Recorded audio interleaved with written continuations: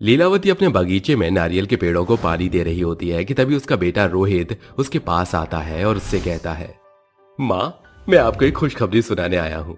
आपके बेटे की एक बहुत अच्छी कंपनी में नौकरी लग गई है। अब आपको नारियल पानी बेचने की जरूरत नहीं पड़ेगी। मैं अकेला ही घर को संभाल लूंगा। ये तो बहुत अच्छी खुशखबरी है। अब बस तेरे लिए एक अच्छी सी बहू और मिल जाए, मेरा जीवन सफल हो जाएगा। ये सोचकर लीलावती रोहित के लिए अच्छी सी लड़की ढूंढने लग जाती है। जिसके बाद पंडित एक मोहिनी नाम की लड़की का रिश्ता लेकर आता है। जब लीलावती मोहिनी की तस्वीर देखती है तो वो पंडित से अपने बेटे रोहित का रिश्ता मोहिनी से तय कर देती है और कुछ ही दिन में मोहिनी और रोहित की शादी करके मोहिनी को अपने घर ले आती है। जिसके बाद मोहिनी धीरे धीरे घर की सभी जिम्मेदारियों को समझने लगती है। ऐसे ही कुछ साल बीत जाते हैं और अब मोहिनी को एक प्यारा सा बेटा भी हो जाता है जिसका नाम वो कार्तिक रखती है। लेकिन एक दिन उसका बेटा रोहित वो अपने ऑफिस से घर आ रहा होता है। उस दिन रास्ते में ही एक बहुत बड़ी ट्रक से उसकी बाइक का एक्सीडेंट हो जाता है, जिस कारण वो ट्रक के नीचे आ जाता है और उसकी मृत्यु हो जाती है। जब लीलावती को ये पता चलता है तो उसके पैरों तले जमीन खिसक जाती है। हे ऊपर वाले, तूने ये क्या कर दिया? एक ही तो बेटा था मेरा, तूने उसे भी मुझसे छीन लिया। मोहिनी भी जोर जोर से रोने लगती है, जिसे देखकर लीलावती उससे कहती है, बहू, संभालो अपने आप को। अभी तेरे आगे तेरा बेटा कार्तिक है, तुझे उसकी भी जिंदगी बनानी है। तभी वहां वकील पहुंच जाता है और लीलावती से कहता है, लीलावती जी, मुझे आपको ये एक जरूरी बात बतानी है कि आपके बेटे ने जाने से पहले अपनी सारी जायदाद आपके नाम कर दी है। मुझे आपका सिग्नेचर चाहिए। वकील की यह बात सुनकर लीलावती को अपने बेटे के ऊपर बहुत नाज होता है और वो रोते रोते पेपर साइन कर देती है। लेकिन ये बात मोहिनी के दिमाग में खटक जाती है और वो अपने मन ही मन सोचती है, रोहित जी ऐसा कैसे कर सकते हैं? क्या उन्हें अपनी पत्नी और बेटे की कोई परवाह नहीं थी? उन्होंने सारी जायदाद इस बुढ़िया के नाम क्यों की? चाहे कुछ भी हो जाए, मैं सारी जायदाद इस बुढ़िया को हड़पने नहीं दूंगी। उस दिन के बाद से मोहिनी लीलावती को बहुत ज्यादा परेशान करने लगती है। कभी घर के सारे काम उससे करवाती तो कभी उसके ऊपर जोर जोर से चिल्लाती। एक दिन उसने सारी हदें पार कर दी और लीलावती को रात के समय बेहोशी की दवाई खिलाकर प्रॉपर्टी के पेपर पर उसका अंगूठा ले लिया। जिसके बाद उसने अगले दिन सुबह लीलावती से कहा, ए बुढ़िया, अब ये प्रॉपर्टी मेरी है और इस घर के ऊपर सिर्फ और सिर्फ मेरा हक है। आज के बाद तू इस घर में नहीं रह सकती। जा अपना बोरिया बिस्तर उठा और यहाँ से दफा हो जा। बेटी, मैं तेरे आगे हाथ जोड़ती हूँ, मेरे ऊपर ऐसा जुल्म ना कर। मैं इस घर में एक कोने में रह लूंगी। अगर तूने मुझे घर से बाहर निकाला तो मैं कहाँ भटकूंगी? देख बुढ़िया, मेरे पास तेरे रहने के लिए कोई जगह नहीं है। अगर तुझे रहना ही है तो तुझे मैं बगीचा दान कर रही हूँ और उस बगीचे में एक झोपड़ी बनवा देती हूँ, उसमें रह लियो। मोहिनी बगीचे में एक झोपड़ी बनवा देती है। जिसके बाद बेचारी लीलावती झोपड़ी में रहने लगती है। लीलावती के पास अब कुछ भी नहीं था और अकेले बगीचे में झोपड़ी के अंदर पड़ी रहती थी। अब उसके पास खाने के लिए भी कुछ नहीं था, जिसकी वजह से उसने अपने बगीचे के अंदर नारियल पानी की खेती करना शुरू कर दिया। कई दिनों तक उसे बाहर जाकर भीख मांगकर अपना गुजारा करना पड़ा। लेकिन जैसे जैसे नारियल पानी की अच्छी खेती होने लगी, उसने खेती के द्वारा नारियल पानी बाजार में जाकर बेचना शुरू कर दिया। नारियल पानी ले लो, नारियल पानी, ताजा ताजा ठंडे ठंडे नारियल पानी, गर्मी में पियो नारियल पानी। अरे अम्मा, ये नारियल पानी कितने रुपए का है? भैया, एक नारियल पानी 30 रुपए का है। हाँ हाँ ठीक है, मुझे एक नारियल पानी दे दो। लीलावती नारियल पानी उस आदमी को दे देती है, जिसके बाद वो उसे 30 रुपए दे देता है। ऐसे ही दिन भर वो कई सारे नारियल पानी बेचती है और उसकी अच्छी खासी कमाई हो जाती है। अरे वाह, आज तो मैंने सही पैसे कमा लिए। ऊपर वाला जब भी देता है छप्पर फाड़ कर देता है। ये सोचकर वो शाम होते होते वापस अपनी झोपड़ी में आ जाती है और खाना खाकर सो जाती है। ऐसे ही कई दिनों की लगातार मेहनत और नारियल पानी की खेती से वो नारियल पानी की एक दुकान खोल लेती है। लीलावती शुरू से ही बहुत मेहनती थी, जिसकी वजह से उसकी दुकान धीरे धीरे एक फैक्ट्री में बदल गई। अब वो एक नारियल पानी की बहुत बड़ी फैक्ट्री चला रही थी। वहीं कुछ साल बाद वो बहुत अमीर हो जाती है। लेकिन मोहिनी का बेटा कार्तिक अपनी गर्लफ्रेंड आरती से शादी करके उसे अपने साथ घर ले आता है। जिसके बाद मोहिनी के साथ भी बिल्कुल वैसा ही होता है जैसा कि उसने लीलावती के साथ किया था। एक दिन कार्तिक और आरती मोहिनी को जायदाद से अलग कर देते हैं और उसे घर से धक्के मारकर निकाल देते हैं। बेटा मैं तुम्हारी माँ हूँ, तुम मेरे साथ ऐसा कैसे कर सकते हो? मैंने अपना पेट काट काट कर तुम्हें पाला है और तुम्हें जरा भी शर्म नहीं आई ऐसे करते हुए?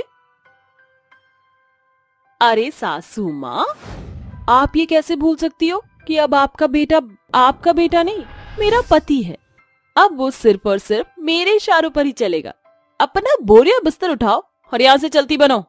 आरती और कार्तिक मोहिनी को घर से बाहर निकाल देते हैं। बेचारी मोहिनी दर दर की ठोकर खाने लगती है और सड़कों पर भीख मांगने लगती है। एक दिन वो भूखी प्यासी सड़क के एक किनारे पर पड़ी थी। तभी उसकी नजर मंदिर की तरफ पड़ती है, जहां पर एक बूढ़ी औरत गरीब लोगों में खाना बांट रही थी। बहुत जोरों से भूख लगी है, कुछ खाने को नहीं है। लगता है वहाँ कोई भला इंसान गरीब लोगों में खाना बांट रहा है। ये सोचकर मोहिनी किसी तरह मंदिर की सीढ़ियों तक पहुंच जाती है, जहां वो लाइन में लग जाती है। लेकिन तभी उसकी नजर उस बूढ़ी औरत के ऊपर पड़ती है जो खाना बांट रही थी। अरे ये तो मेरी सास लीलावती है। मैंने इनका कितना अपमान किया था, आज वही सब मेरे साथ हुआ है। अब मैं उनके सामने कैसे आऊंगी? ऊपर से मुझे भूख भी बहुत जोरों से लगी है। अब मैं क्या करूं? मेरे पास और कोई चारा भी तो नहीं है। मोहिनी अपनी पल्लू से अपना मुंह छिपा लेती है और लाइन में लगी रहती है। जैसे उसका नंबर आता है, लीलावती की नजर उसके चेहरे पर पड़ती है, जिसके बाद लीलावती की आंखों में आंसू आ जाते हैं और वो उससे कहती है, अरे बहू रानी, तुम यहाँ क्या कर रही हो? तुम्हारा ये हाल किसने किया? मोहिनी फूट फूट कर रोने लगती है। जिसके बाद मोहिनी लीलावती को अपने साथ हुई सभी परेशानियों के बारे में बताती है। माँ जी, मेरे पिताजी ने मुझे बचपन में कहा था कि जैसे तुम कर्म करते हो वैसे ही भोगते हो। आज वही सब मेरे साथ हुआ जो मैंने आपके साथ किया, वही मेरे साथ भी हुआ। Karma is always right. बहू रानी, जो हुआ उसे भूल जाओ। तुम्हें अपनी गलती का पछतावा है, मेरे लिए इतना ही काफी है। आज से तुम मेरे साथ ही रहोगी। लीलावती मोहिनी को अपने साथ घर ले जाती है, जिसके बाद लीलावती और मोहिनी दोनों एक साथ खुशी खुशी रहने लगते हैं। नाथुपुर गांव में शांति नाम की भिखारन रोड पर भूख की वजह से पड़े हुए वो कभी इधर बैठ रही थी तो कभी उधर बैठ रही होती है। शांति रोते हुए खुद से बोलती है, हे भगवान, मेरी हालत इतनी खराब है कि मैं अपने लिए कुछ नहीं कर पा रही हूँ। शांति खुद से बात कर ही रही होती है कि तभी उसको वहाँ पर कुछ दोस्त दिखते हैं। वो लोग बर्गर खाकर कूड़े में फेंक देते हैं। शांति भागते हुए कूड़ेदान की तरफ जाती है और कूड़ेदान में से बर्गर उठाकर खाने लगती है।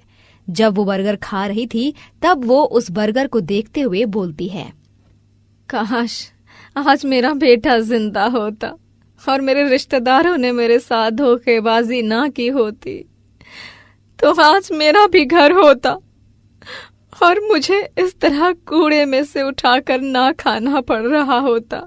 ऐसे ही दिन बीतने लगे और अब शांति भूख से दर दर रोड पर भटकने लगी।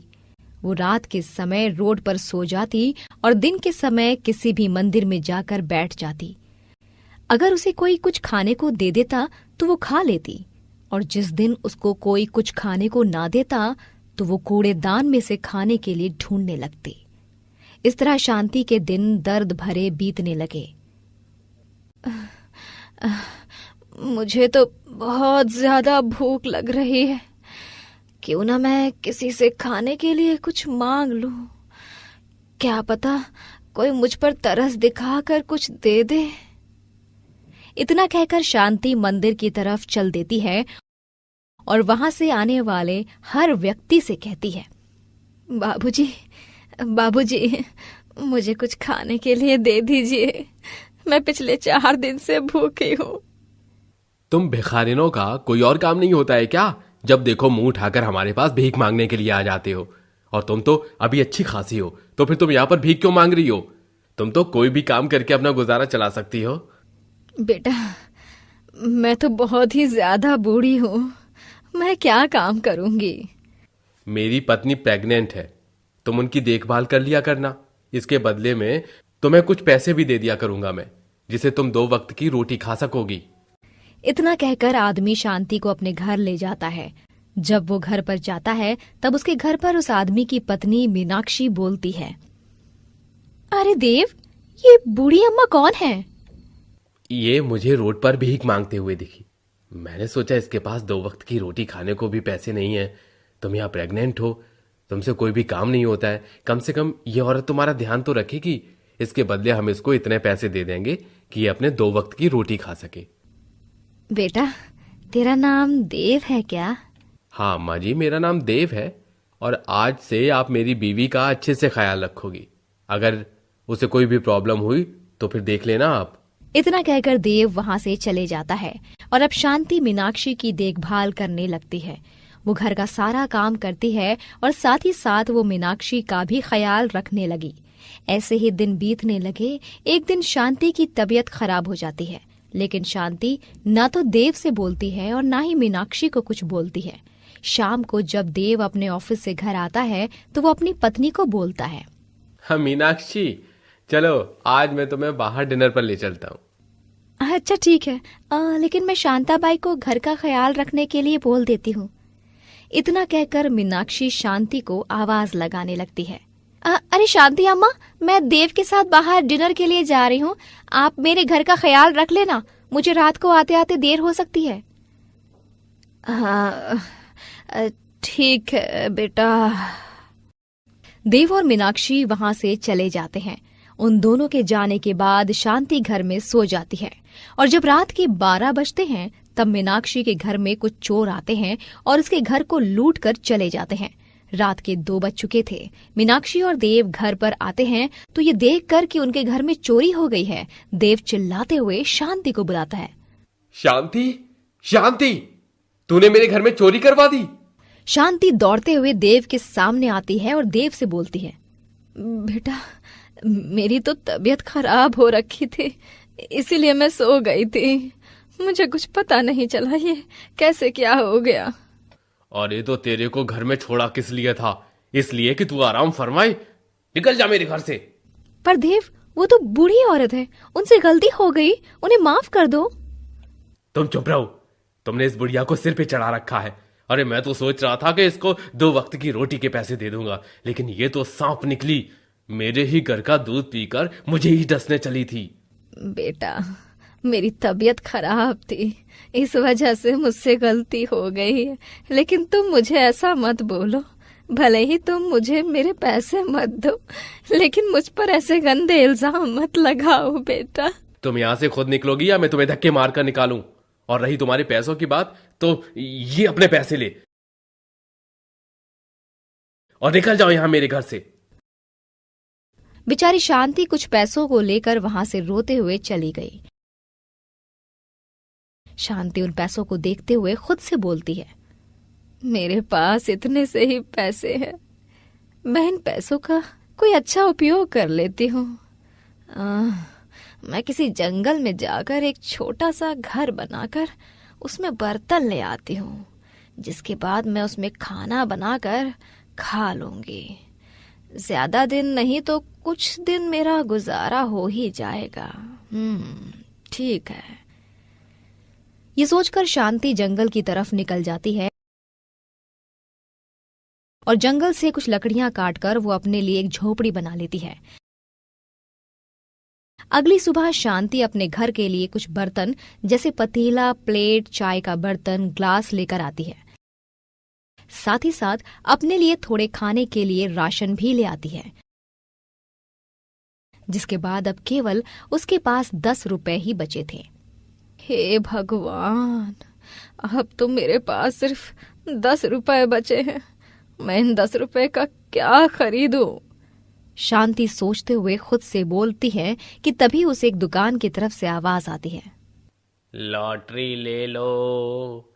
अगर तुम्हारी लॉटरी लग गई तो तुम हो जाओगे माला माल। केवल ₹10 में, मात्र 10 रुपए में लॉटरी लगाओ और अपनी किस्मत चमकाओ। क्यों ना मैं इस 10 रुपए की लॉटरी ही ले लूं? इतना सोचकर शांति उस दुकानदार के पास जाती है और वो लॉटरी ले लेती है। दुकानदार बोलता है, अरे अम्मा जी, आपकी लॉटरी का नंबर है 47753। अगले दिन लॉटरी का अनाउंसमेंट होगा। आप अपनी लॉटरी का नंबर लेकर आ जाना। अगर आपका भाग्य चमक गया तो आप करोड़पति हो जाओगी अम्मा। शांति उसके हाथ से लॉटरी लेकर अपने घर की तरफ चले जाती है और अगली सुबह वो दुकानदार के पास जाती है। अम्मा जी 5 मिनट का वेट और करो, इसके बाद लॉटरी का अनाउंसमेंट होने ही वाला है। थोड़ी देर बाद अनाउंसमेंट होती है। आज के लकी विनर के लॉटरी का लकी नंबर है 4 7 7 5 3। ये नंबर किसका है? जिसका भी ये नंबर है कृपया करके आगे आए और अपना 1 करोड़ का इनाम ले जाए। ये सुनकर शांति के चेहरे पर मुस्कुराहट आती है और वो अपना लकी नंबर लेकर आगे की तरफ जाती है। दुकानदार उसको पैसे देते हुए बोलता है, आपकी तो किस्मत चमक गई अम्मा जी, आज से आप अपने बारे में ही सोचना। दुकानदार की ये बात सुनकर शांति उसके हाथ से पैसे लेती है और घर पर चली जाती है और खुद से बोलती है, मेरे पास इतने पैसे हो गए हैं कि मैं इन पैसों को कहाँ रखूं, ये मुझे समझ नहीं आ रहा है। ऐसा करती हूँ कि मैं इन पैसों को कहीं रख देती हूँ। इतना सोचकर शांति कभी अपने बर्तनों में तो दूसरी तरफ बोरे में पैसा भरना शुरू कर देती है। उसके बाद भी शांति के पास अब इतने सारे पैसे हो गए थे कि उसको अपने पैसों को रखने के लिए सोचना पड़ रहा था। ये देखकर उसकी आंखों में आंसू भी आ जाते हैं और अपनी आंखों में आंसू लिए वो बोलती है, भगवान ने मुझ पर दया की तो इतनी ज्यादा कर दी कि मेरी आंखों से आंसू रुक नहीं रहे। मैं इन पैसों से अब अच्छा सा घर खरीद लूंगी। इतना सोचकर शांति ने एक बहुत ही बड़ा और अच्छा सा घर खरीद लिया। इसके बाद वो अपने पास बैंक बैलेंस रखने लग गई। अब वो इतनी अमीर हो चुकी थी कि उसका एक बहुत ही बड़ा घर बन चुका था। सिवाय शांति के उस घर में कोई नहीं था। मैं इतने पैसों का क्या करूंगी? ऐसा करती हूँ कि मैं एक बच्चा गोद ले लेती हूँ, क्योंकि मेरे मरने के बाद कम से कम इस घर को संभाल तो लेगा। इतना सोचकर शांति अनाथ आश्रम जाती है और वहां से एक बच्चे को गोद लेकर आती है और उसका अच्छे से ख्याल रखने लगती है। अब शांति उस छोटे से बच्चे के साथ खुशी से वहीं रहने लगती है।